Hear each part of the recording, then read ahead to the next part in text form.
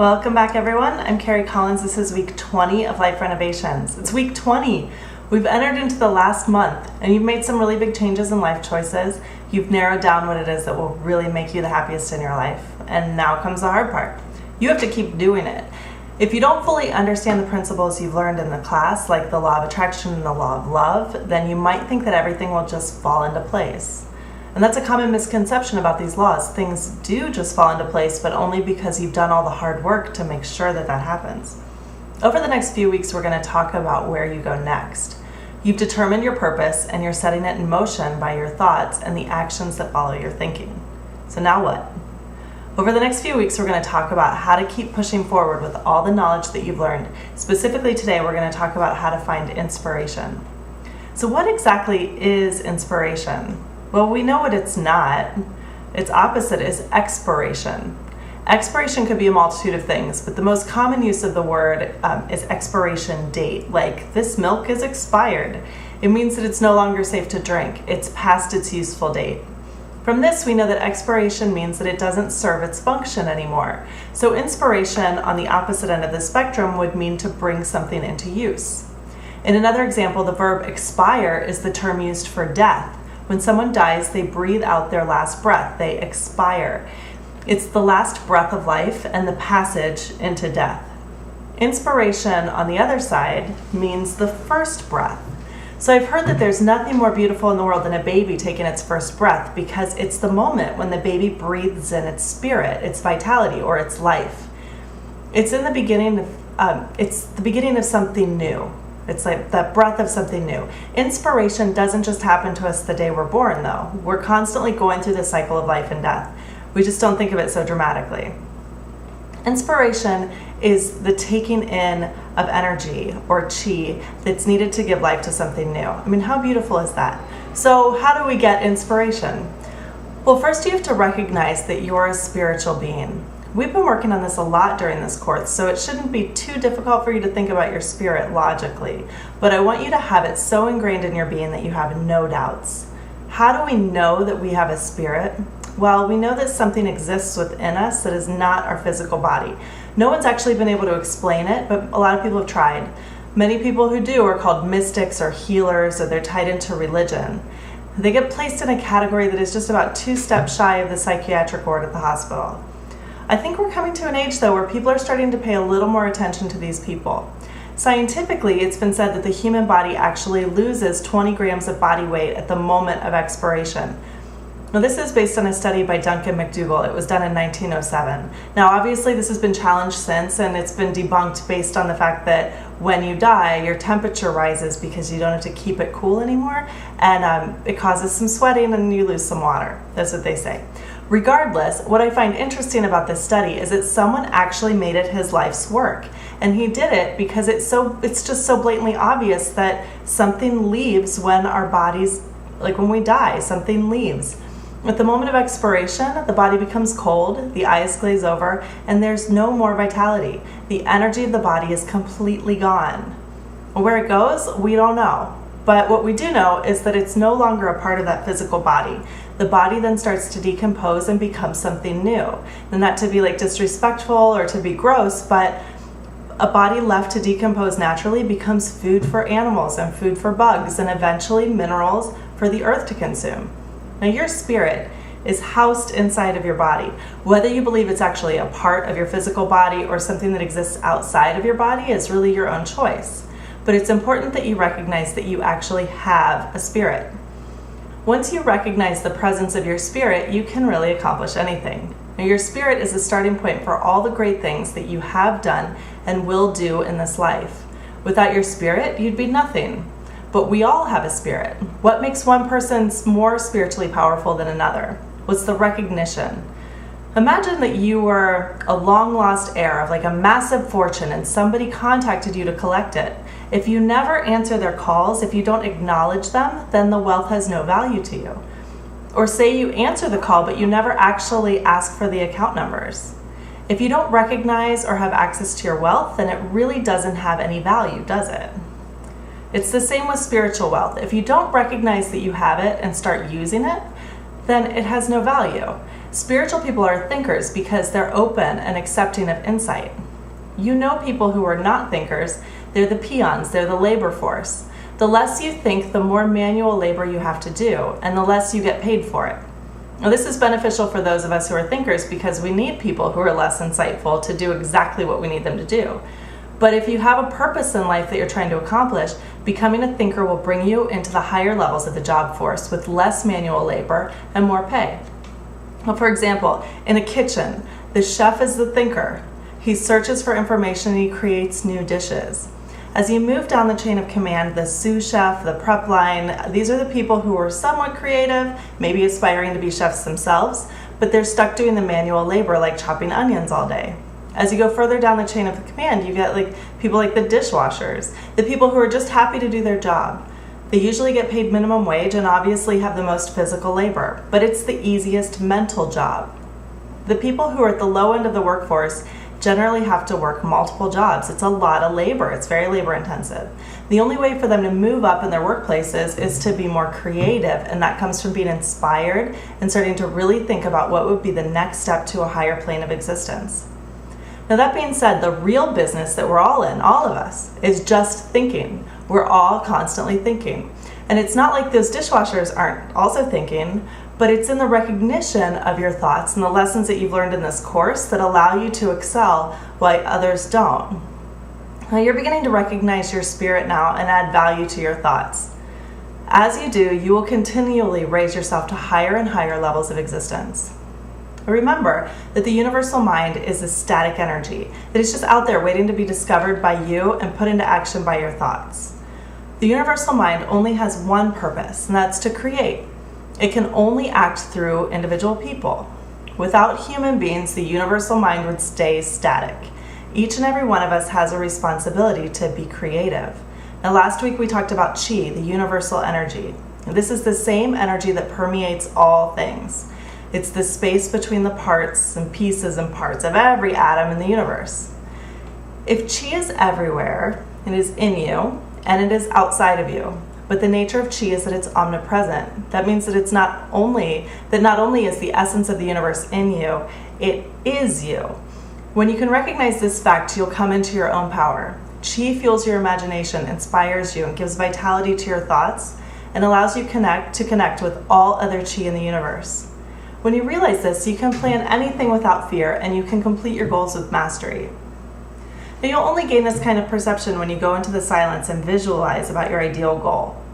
When you take time to sit and imagine where you really want to be, you'll come into the wisdom of how to get it.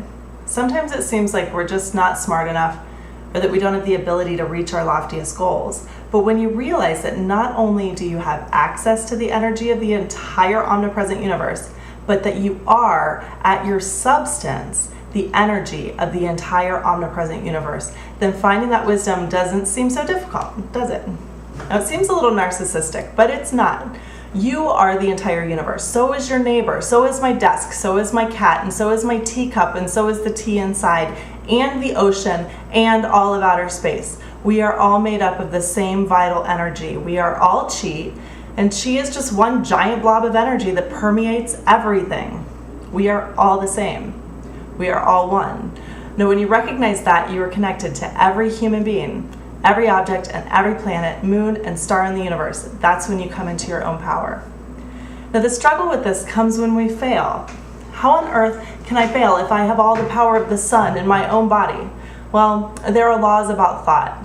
And we attract things to us according to the quality and vibration of our thoughts. You get exactly what you ask for.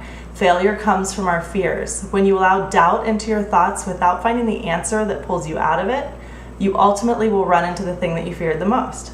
Now, this kind of failure can be chronic. When you're constantly thinking negatively, you are constantly going to come into negativity in your life. But sometimes we fail because we need a kick in the butt to improve. Remember last week when we talked about happiness and sadness? To become happier, you have to go through sadness. Otherwise, you become complacent in your happiness. Now, complacency is fine if that's all you want, but wouldn't it be great to strive for more? The only way to propel yourself higher on the spectrum of happiness is to be sad enough to make a change. In the same way, failure and creativity are also just opposite ends of the same spectrum. Creativity comes when you screw up so bad that you have to seek inspiration to get yourself out of a rut. One of my favorite quotes is by Kurt Vonnegut. He said, "We have to continually be jumping off cliffs and developing our wings on the way down." Now, obviously, you don't jump off a cliff without wings. It'd be really dumb. But it's a great metaphor for failure and creativity. When you're in the face of failure, you have no choice but to figure out how to get out of it. No choice. Creativity comes to us through inspiration from the universal mind. Inside of us is the energy that fuels our brain to make out-of-the-box decisions to do something that completely changes the course of our lives and pulls us out of failure.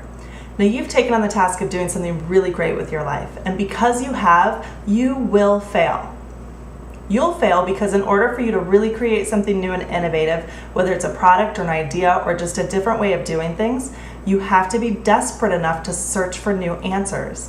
The enemy of success is not failure, it's complacency. We fail out of necessity to search for bigger answers. Scientists fail constantly. The whole idea of experiments is just to test something. If it fails, you take what you learn from what doesn't work and you go back to the drawing board and you learn something new.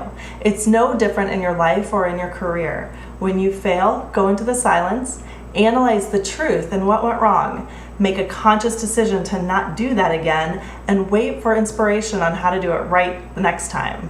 Now, this is the method for finding success in your endeavors. The piece of the puzzle that we haven't actually really learned yet is tapping into the field of inspiration. Now, inspiration is the art of self-realization. When you're inspired, you see yourself for who you really are, and that helps you get out of the ruts. If you want amazing results, you have to tap into the amazing power that you have inside you. To access this power, you have to continue using the methods that you've perfected in this class. You have to be willing to continually adjust your mind. You do this through analyzing your thoughts and changing negative thoughts to positive true statements, like affirmations. You have to nourish yourself with good food and keep your chi flowing to stay strongly connected to the universal mind. You have to have enough knowledge about what you're trying to achieve that if you plug in the right tools, you're going to get it. So remember the lesson, if you want coffee, don't plug in your curling iron. And you have to be able to accept that you can create something tangible, something physical, out of your thoughts and actions alone, which have no form. And when you do this, you become a channel for all the wisdom in the universe surrounding your life's purpose. Information comes to you and is processed by you to turn it into something actionable. You must visualize perfection in your goal and use inductive reasoning to figure out how to get there. And the last step is to realize that chi is everywhere and it's all powerful. It's in you, it's in the ethers of space, and it's the energy that spins the earth around spins it and spins the solar system around the sun. That's that same energy. Once you master these tools, you are ready to be inspired. Well, inspiration comes only in the silence. It comes quicker when you meditate, but it can also come during times when you silence your mind into a theta state, like if you go running or swimming or when you're making art or you're making music. You can be inspired if you're watching a movie or watching a symphony or a play. And when you need inspiration, especially when things aren't going so well, the best thing you can do is just go into a silent place and ask yourself for help and wait for it to come in the form of your thoughts. Now, in many religions, this is the basis of prayer. Prayer is only one side of a conversation, though. The other side is listening, and that's the true nature of meditation. It doesn't matter what your religious beliefs are. When you ask for guidance, you're opening yourself up to inspiration. You're asking for the one bit of energetic guidance that will breathe life into a new aspect of your life. This is not psychic ability. It's not your intuition either. This is pure knowledge, and this is your incredibly powerful mind coming up with the solution to a problem, and it only comes in the silence. For inspiration to happen, something has to have failed. Something has expired. To find inspiration, you just have to be yin. You have to be receptive. You have to wait and listen.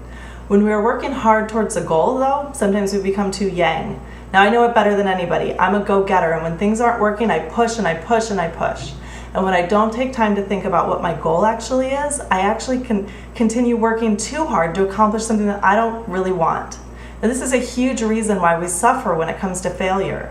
Even though we know it would be better to just accept defeat, learn lessons, and move on to something that lines up with our goal, it's difficult to accept that we actually don't want the outcome that we're striving so hard to reach. When your thoughts and actions don't line up with your goals, you will continue to fail.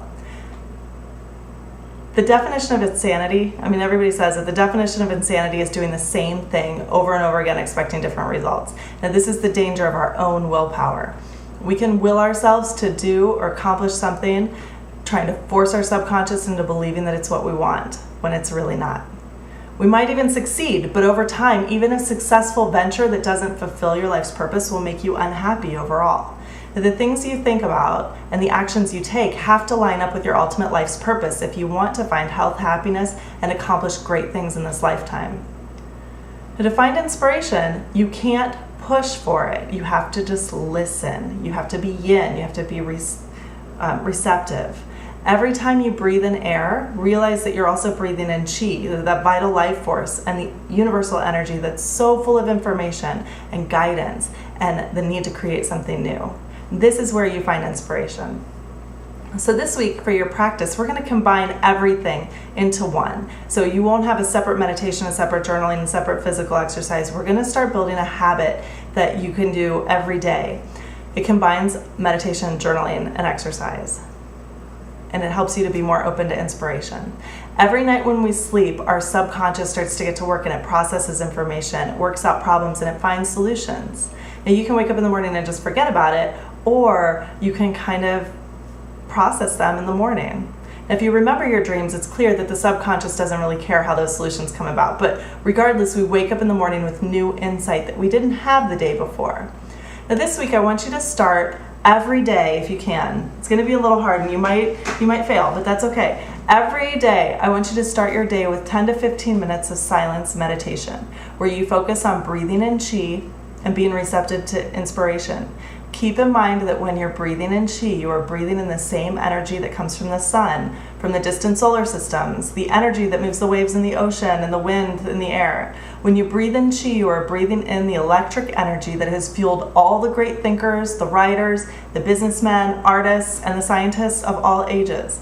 Be cognizant of the fact that your energy is the same energy as all those entities, just in a different degree. Don't silence your thoughts, but don't allow them to rule you either. And sit for this meditation comfortably. When I do this in the morning, I just make my tea, I sit, I drink it, I sit by the window and I'm looking outside and I just am aware that everything's one. My tea, my city, my world, everything around me, and me. We're all just one. It's a really peaceful way to start the morning. After 10 minutes, make yourself a protein-rich breakfast like eggs or yogurt, or like a hot breakfast like quinoa or miso soup. And have your breakfast for like 15 minutes, 10 to 15 minutes. And then I want you to get out your journal and write 3 pages freely. Write about anything you want, but be aware of the language you use.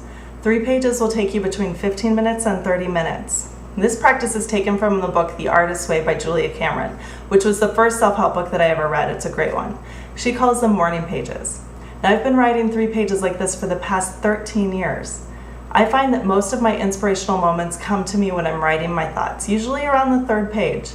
Not only is it useful to write this way, but it's also really fun to have a written account of your life for like the past decade. God help anybody who actually reads it. But your day-to-day life can be really boring. But when I need inspiration, this is where I find it. Now at the end of your 3 pages, I want you to just write out your reverse to-do list for every day. Keep in mind that for you to keep reaching towards what will make you happier and healthier for the rest of your life, you have to keep working towards your goals. Any tasks that you think you want but don't line up with your goals are destined to fail, and not in a good way. If you find that something's not working for you, this is when you can revise your goals daily and get back on the right vibration for what you really want. And finally, I want you to take time for your stretches. Resistance stretching opens your body up to the flow of qi and helps remove any tension that might creep up during the week. Now, these stretches can be done in 15 to 20 minutes, 30 minutes. If you'd like, also, this is a great time to take your walk or go to the gym. Inspiration can find you there too. Now, this entire morning routine will take you about an hour and a half. You've already made this time for yourself during the week, but this week I want you to really challenge yourself to solidify this exact time slot for your growth. Set your alarm early. Don't worry if you fail at first. I found it really difficult when I first started doing morning pages every day, mainly because I would just sleep in. So even if you do this only 1 day a week, you'll find some inspiration. So really try. I'm not going to ask you any questions this week for your guided journaling. You've spent enough time writing down answers. It's time for you to start asking your own questions and waiting to hear the answers from your higher self. So here's a checklist that I want you to go through to help guide you through the process. If you forget it, just remember it spells out SOS. It's sit, eat, write, stretch. SOS. Meditation for 10 to 15 minutes. Eat, that's your breakfast. Write, journaling, 3 pages. And stretch. That's the last one. Now all of that's about an hour and a half. It's worth it. It makes your day feel really good when you really start it out.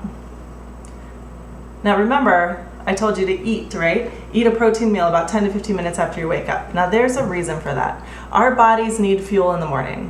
What you eat is incredibly important. And you know that because it fuels your chi.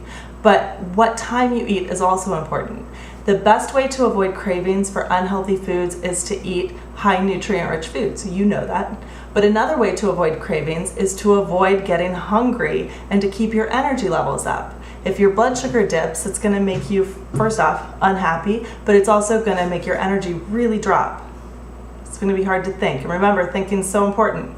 Now there's so many rules out there for exactly how you should eat. Most of them surround like losing weight. So like people say eating 6 small meals a day, which I find I'm eating all day long. Or there's a new one out where you starve yourself for 16 hours. I think that's absolutely ridiculous. Some people graze where you're just eating little things all day. Some people refuse to eat after 5 o'clock at night. I mean, there are so many options, but I live by the rule that my body's a lot smarter than any fad diet, and I have the choice of what I want to feed myself and when. Now you've been making better food choices these past couple months. Now's the time to listen to your body and to eat when you're hungry. Now here's a basic simple guideline for what time you should eat and how you should space it out. Now breakfast should always be eaten within a half an hour of waking up. The reason for this is you have low blood sugar when you wake up and you want to keep it balanced because you haven't eaten. That's why it's called breaking the fast, breakfast. So if you start with a good breakfast, you'll keep your blood sugar balanced. You'll start your metabolism working for the day. You don't need a lot. Eating protein will help really boost your metabolism to help speed up a little weight loss. But you can balance it with vegetables or fruits too. For instance, you can make a quick omelet with spinach or vegetables, or you can have yogurt and just put fruit in it and maybe a little cereal, some nuts. It's really good. Miso soup is a fantastic option. It's easy to prepare when you're still half asleep, which you might be this first week. There are a lot of options for breakfast. Milk and cereal, it's okay too, but we'll get into some of the reasons why that's not so great in the next couple weeks. Also, if you're avoiding gluten, you want to stick to something that's going to be gluten-free.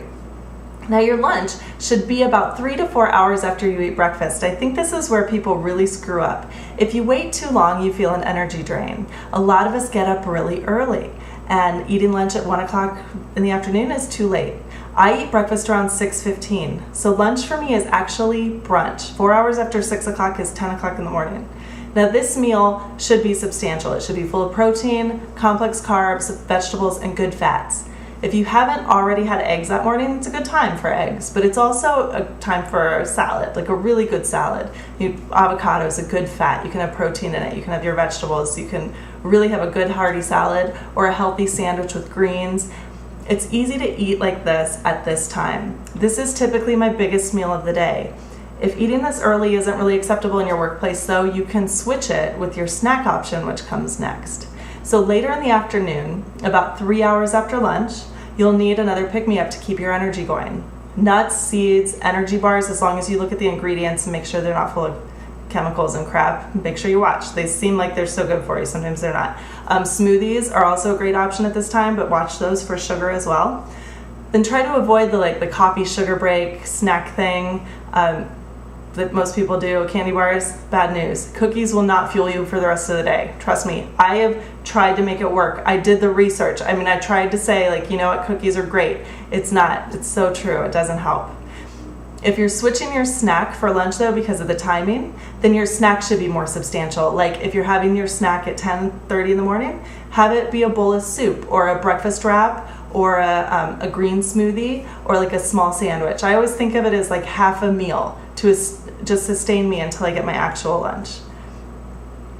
Now again, after your last snack, you'll want to schedule dinner for 3 hours later. The important thing about dinner is to keep it light. Portions of meat should be about half a chicken breast instead of the whole thing, and a higher percentage of vegetables and complex carbohydrates like rice, quinoa, or starchy vegetables like sweet potatoes or squash. Eat dinner slowly and really enjoy it.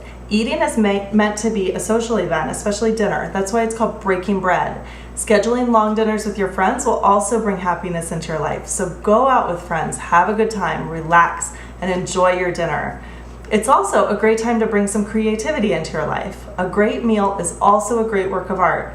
So use your cooking time as a time to find inspiration. If you're anything like me, remember that failure makes you a better cook. That makes the process a lot more enjoyable. And most of the time, I don't feel the need to snack again once I've eaten dinner, but sometimes you just need that little pick-me-up, a little something. Now, it's not a bad idea about an hour before bed to have a piece of fruit or a healthy snack to help fuel you through the night. It's not the time for ice cream. Your body won't have time to start working it off, so no ice cream. But think about something a little more healthy, something just to kind of fuel you as you're sleeping. Now, my typical day, it looks like this. 6 a.m., I'm up. I sit, I eat, I write, and I stretch. And then I get ready for work. I start work at 9 o'clock. I have a client. I'm done at 10:30. At 10:30, I go out for breakfast. And usually it's bacon and eggs or something healthier. It's a bigger, substantial meal than my first breakfast, second breakfast. After that, I start working again, and I work from about 11:30 to 3:30. At 3:30, I'll have a snack break, like I'll have some trail mix or a smoothie or a small bowl of soup or something simple, but I try to keep it healthy. From 4 to 7 at night, I'm still working. Around 7 o'clock, I have dinner, and sometimes with friends, sometimes on my own, but I make it a point that, around 7 is when I'm eating. After dinner, I save that time for social time with my friends or for my own personal growth. And around 10 o'clock at night, if I need it, I have a light snack followed by kind of winding down, getting ready for sleeping. And then around 11 o'clock, I'm starting to fall asleep and I'm getting ready for the next day, which gives me 7 hours of sleep before I have to get up at 6 a.m. Now, sometimes I get off track. I mean, we all get off track, but typically this is how my life is structured and I really love it. Now, of course, as is the entire premise of this course, you have to experiment to find what works the best for you. Some people feel better working out in the evening. Some people find that a bigger lunch makes them really tired in the afternoon, so they want to have a smaller lunch. You just have to experiment to find out what works the best for you. So take some time this week to structure a life that will lead you towards continuing to work towards your life's purpose and find inspiration. I think you'll like the structure this week. I think you really will. So that's it for today. I really hope you find some inspiration in the silence this week and enjoy the week. And I will see you guys all next Thursday. If anyone has any questions, go ahead and pop those into the chat. Otherwise, I will see you next week.